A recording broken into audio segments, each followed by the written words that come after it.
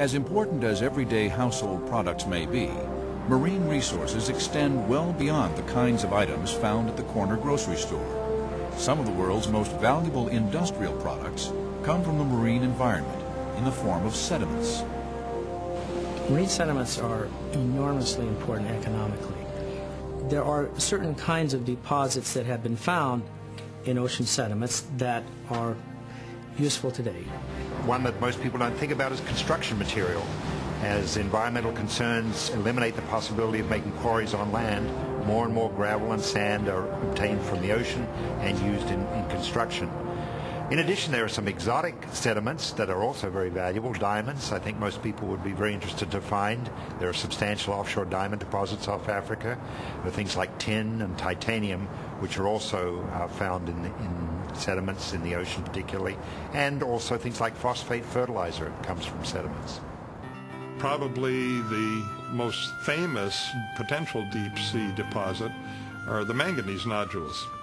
And the manganese nodules are precipitates. They're a hydrogenous sediment. They're precipitated from the ocean water very slowly.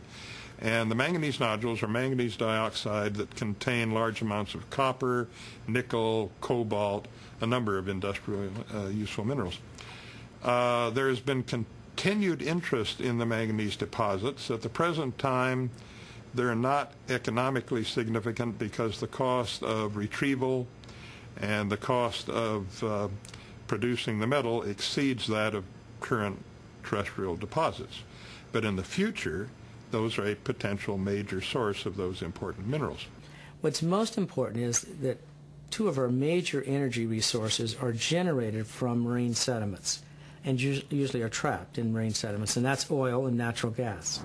The oil and gas, which is almost all obtained from sediments, is worth billions and billions of dollars. But extracting these valuable commodities is very expensive and extremely difficult. Most oil and gas is extracted using technology they developed back in the 20s and 30s and even earlier, which is just drilling into the rocks, in this case the marine rocks, and having that oil and gas migrate from the sediment, the sedimentary rock, into the well and then pumping it out. What's been found over the years is that that extracts a good part of the oil, but not a high percentage, I suppose. One of the other techniques that's been developed in the last few years is the idea that instead of drilling vertically into reservoirs, that you could drill horizontally through the reservoir.